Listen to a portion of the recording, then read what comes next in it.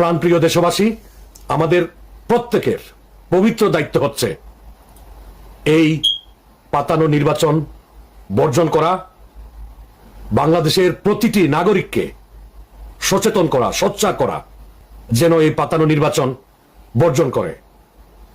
আমরা কেউ ভোট দিতে যাব না, কেউ ভোট দিব না। প্রফেসর ইউনূসের এই প্রহসনের নির্বাচন আমরা বর্জন করব। এই দখলদার ইউনূস ডিপ স্টেটের এজেন্ট, আমেরিকার দালাল, এই জামাতি অপশক্তিকে নিয়ে 2024 সালের 5ই অগাস্ট সে ক্ষমতা দখল করেছে।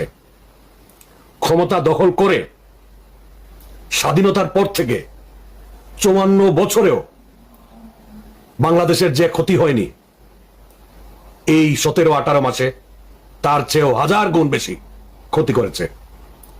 বাংলাদেশের অর্থনীতি আজ ধ্বংস, লক্ষ লক্ষ মানুষ বেকার, চট্টগ্রাম বন্দর অনির্দিষ্টকালের বন্ধ ঘোষণা, সেন্ট মার্টিনস দ্বীপে সে আমেরিকান সৈন্যদের ঘাঁটি বসাচ্ছে, সে অনেকগুলো বন্দর বিদেশিদের কাছে লিজ দিয়ে ফেলেছে।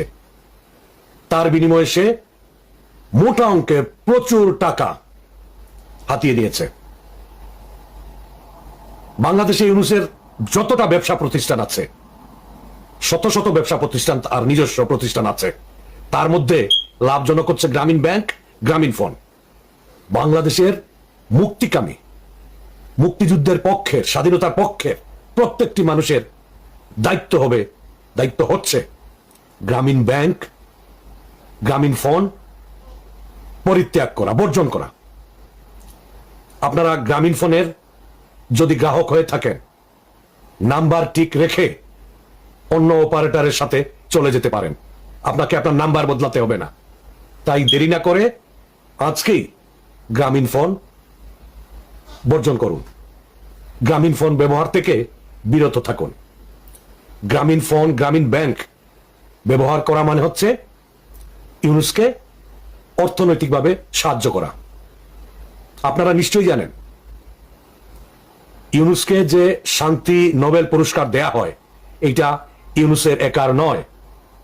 ইউনূসের সাথে তসলিমা বেগম, গ্রামীণ ব্যাংকের একজন মহিলা উদ্যোক্তা, যৌথভাবে দেয়া হয়েছিল। 2 মাসের মধ্যে এই মহিলাকে সে পরিকল্পনা করে, সুপরিকল্পিতভাবে প্রতিষ্ঠান থেকে বহিষ্কার করে সে নোবেল পুরস্কারটা তার নিজের করে নেয়। তারপর থেকে এখন পর্যন্ত সে দেখবেন সে এমন একটা ভান করে, ভাব তার এই নোবেল পুরস্কার তার একার। এই নোবেল পুরস্কারের ভাগিদার আর কেউ নয়। এইটা কি আপনারা ভুলে গেছেন? সে হচ্ছে একজন নোবেল চোর, সে হচ্ছে একজন মিথ্যাবাদী। এত গুছিয়ে সে মিথ্যা বলতে পারে, আমি আমার জীবনে আর কাউকে দেখিনি। আপনারা দেখেছেন কিনা আপনারাই বলতে পারবেন। শোনা যাচ্ছে এই দখলদার ইউনূস তার যত সহযোগী আছে অন্তর্বর্তীকালীন সরকারে, যে এনজিও কর্মচারীরা, তার যে উপদেষ্টারা আছে, সবাই তাড়াহুড়ো করে ডিপ্লোম্যাটিক পাসপোর্ট, লাল পাসপোর্ট জমা দিয়ে তারা সবুজ পাসপোর্ট করে নিচ্ছে। তার মানে কি বুঝতে পারছেন?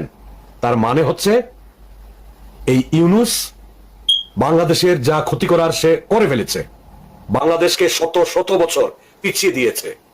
এখন সে সেফ এক্সিট করছে। যে কোনো সময় সে বাংলাদেশ থেকে পালাবে। তার সাথে তার ওই ছাগলের বাচ্চারা যারা উপদেষ্টা পরিষদে আছে, তার পথ অনুসরণ করবে, দেশ ছেড়ে পালাবে। আপনাদের কাছে অনুরোধ, প্রিয় দেশবাসী, আমাদের খেয়াল রাখতে হবে এই বঙ্গশত্রু, হিটলারের উত্তরসূরি, গণশত্রু ইউনূস যেন দেশ ছেড়ে না পালাতে পারে। তার সহযোগী এই উপদেষ্টারা যেন দেশ ছেড়ে পালাতে না পারে। প্রধানমন্ত্রী শেখ হাসিনা আবার দেশে ফিরবেন, বাংলাদেশের হাল ধরবেন। আমরা চাই এই বাংলাদেশের মাটিতে বঙ্গশত্রু, গণশত্রু ফেসিস্ট হিটলারের উত্তরসূরি ইউনুস সহ তার এই উপদেষ্টা যারা আছে প্রত্যেকের বিচার হবে, আইনের আওতায় এনে উপযুক্ত বিচার করে কঠিন শাস্তি দেয়া হবে ইনশাল্লাহ।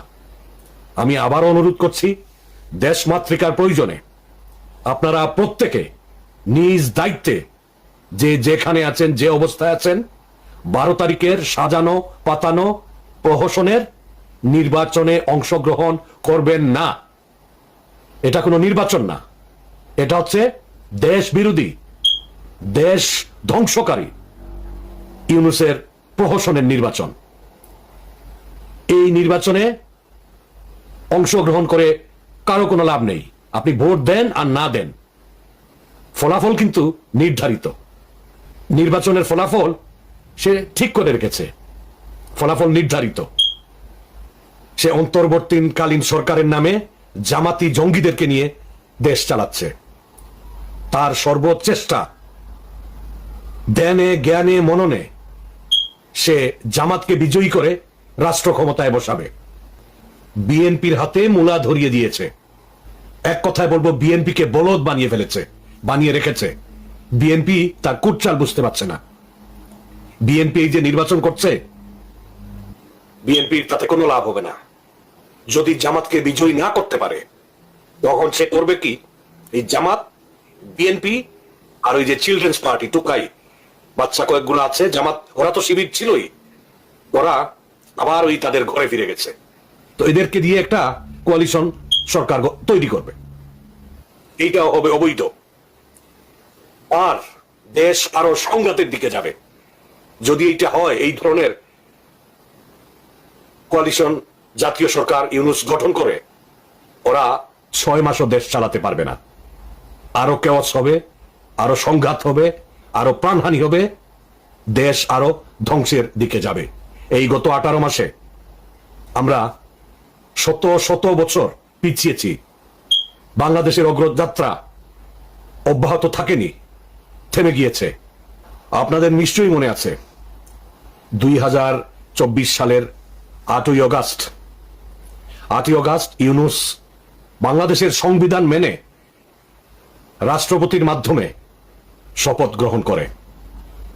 এই দখলদার ইউনূস সংবিধান মেনে, কিন্তু শপথ গ্রহণ করার পরই সে এই 72-এর সংবিধানকে অস্বীকার করে।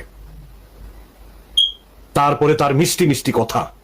আপনারা প্রতিদিন আমাকে চিঠি লিখবেন, আপনারা মন খুলে সমালোচনা করবেন। মানুষের বাক স্বাধীনতা থাকবে, সংবাদ মাধ্যমের বাক স্বাধীনতা থাকবে, গণমাধ্যমের বাক স্বাধীনতা থাকবে। আপনারা বুকে হাত দিয়ে বলেন, 2024 সালের 8ই অগাস্টের পর কারো কোনো বাক স্বাধীনতা আছে? কেউ কোনো সমালোচনা করতে পারছেন? আপনারা চিঠি কি লিখেছেন? লিখে থাকলে আপনারা কি ইউনূসের কাছ থেকে উত্তর পেয়েছেন? নিশ্চয় না। যে ইউনূসের বিরুদ্ধে তার কুকর্মের কথা লিখছে, তাকে মিথ্যা মামলা দিয়ে জেলে ঢুকিয়ে দেওয়া হচ্ছে। তার শেষ জ্বলন্ত উদাহরণ হচ্ছে আনিস আলমগীর। এই কয়েকদিন আগে রমেশ সেন, একজন বীর মুক্তিযোদ্ধা, জেলের ভিতরেই শেষ নিঃশ্বাস ত্যাগ করেন। উনাকে মেরে ফেলা হয়েছে, উনার নিঃশ্বাস বন্ধ করে দেওয়া হয়েছে। উনি একজন বীর মুক্তিযোদ্ধা, উনি একজন প্রাক্তন মন্ত্রী। উনাকে বীর মুক্তিযোদ্ধা হিসাবে এই দখলদার ইউনূস শেষ সম্মানটুকু দেয়নি। এইভাবে কত কত সংগ্রামী জনতা, মুক্তিযুদ্ধের পক্ষের, স্বাধীনতার পক্ষের নিরস্ত্র নিরীহ মানুষ জেলে ধুকে ধুকে মরছেন। মিথ্যা মামলা দিয়ে সে গ্রেফতার করেছে, জেলে ঢুকিয়েছে। এই দখলদার ইউনূসের কোনো এখতিয়ার নেই আওয়ামী লীগকে নিষিদ্ধ করার, আওয়ামী লীগের কার্যক্রম নিষিদ্ধ করার। কারণ সে তো নির্বাচিত সরকার না, কোন সংসদ নাই, সে দখলদার। জুলাই সন্ত্রাসের মাধ্যমে প্রধানমন্ত্রী শেখ হাসিনার পতন ঘটিয়ে সে ক্ষমতা দখল করেছে। ডিপ স্টেটের এজেন্ট, আমেরিকার এই দালাল, সে আওয়ামী লীগকে নিষিদ্ধ করে রেখেছে, আওয়ামী লীগের কার্যক্রম নিষিদ্ধ। তার কোনো এখতিয়ার নাই, সে করতে পারে না। তার মানে হচ্ছে এটা অবৈধ। তারপরেও সে অবৈধভাবে দেশ দখল করে দেশ চালাচ্ছে, সে প্রহসনের নির্বাচন দিয়েছে। আওয়ামী লীগের যাদের বিরুদ্ধে মামলা হয়েছে, এই ইউনূসের ভাষা, ইউনূসের কথায়, ইউনূসের সরকার দিয়েছে, ঠিক আছে, তারা তাদের বিচার হোক, এটা বলতে পারতো তারা নির্বাচনে অংশগ্রহণ করতে পারবে না, কিন্তু আওয়ামী লীগ নির্বাচনে থাকবে, আওয়ামী লীগ নির্বাচনে অংশগ্রহণ করবে। যাদের বিরুদ্ধে মামলা নেই, সে কি এই কাজটা করেছে? এখানেই তো সবকিছু পরিষ্কার। সে শুধু শেখ হাসিনা আওয়ামী লীগের বিরুদ্ধে নয়, সে বাংলাদেশের বিরুদ্ধে, সে মুক্তিযুদ্ধের বিরুদ্ধে, সে মহান স্বাধীনতার বিরুদ্ধে।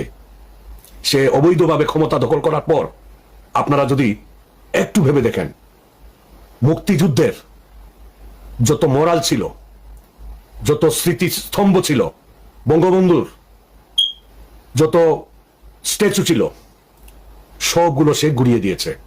সে 32 নম্বর ভেঙেছে। 32 নম্বর আওয়ামী লীগের সম্পত্তি না, 32 নম্বর হচ্ছে বাংলাদেশের একটা অনুভূতির জায়গা।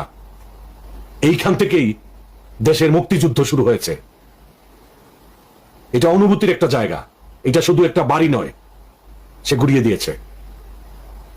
সে প্রতিদিন, প্রতি মুহূর্তে মুক্তিযুদ্ধকে মুছে ফেলার চেষ্টা করেছে, ইতিহাস মুছে ফেলার চেষ্টা করেছে, সত্য মুছে ফেলার চেষ্টা করেছে। বানোয়াট মিথ্যা যুক্তি দিয়ে সে অন্য কিছু দাঁড় করানোর চেষ্টা করেছে। সবকিছুতেই তার, সব কার্যক্রমে তার মুক্তিযুদ্ধ বিরোধী কার্যক্রম। সত্যকে কোনোদিন মুছে ফেলা যায় না, সত্যকে মিথ্যা দিয়ে ঢাকা যায় না। আজ হোক কাল হোক সত্য উন্মোচিত হবে। এটা পাকিস্তানিরা পারে নাই, জামাতিরা পারে নাই, এই অপরাজিত অপশক্তি জামাতিরা পারে নাই, কেউ কোনোদিন পারবে না। আপনারা আরেকটা জিনিস খেয়াল করেন, বাংলাদেশে মুক্তিযুদ্ধের পর, স্বাধীনতার পর থেকে এই আলবদর রূপান্তরিত হয়ে ইসলামী ছাত্র শিবির হয়েছে। মুক্তিযুদ্ধের সময় যারা আলবদর ছিল এরাই শিবির। এই শিবির বাংলাদেশের কোন শিক্ষা প্রতিষ্ঠানে ছাত্র সংগঠনের প্রতিনিধিত্ব করতে পারে নাই, কোন নির্বাচনে জয়লাভ করে নাই। এবার ইউনূস কি করেছে?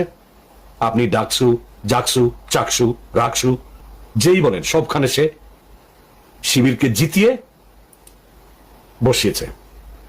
এই পরিকল্পনা হচ্ছে তার প্রহসনের যে 12 তারিখ নির্বাচন আসছে, তার আসল উদ্দেশ্য হচ্ছে যেইভাবে হোক স্বাধীনতা বিরোধী, মুক্তিযুদ্ধ বিরোধী, বাংলাদেশ বিরোধী শক্তি জামাতকে সে ক্ষমতায় বসাবে। যদি তার এই পরিকল্পনা সে বাস্তবায়ন না করতে পারে, বি টিম হিসাবে, প্ল্যান বি হিসাবে ছাগলের মতো বিএনপিকে রেখেছে। একটা জাতীয় সরকার এই জামাত বিএনপি কে দিয়ে করবে, করে সে দেশ ছেড়ে পালাবে। এই 12 তারিখে প্রহসনের নির্বাচন বর্জন করুন। পরিচিত সবাইকে এই নির্বাচন বর্জন করতে বলুন। এখন হা ভোট না ভোট কোনো প্রশ্ন না। আসল কথা হচ্ছে এই পাতানো নির্বাচন বর্জন করতে হবে।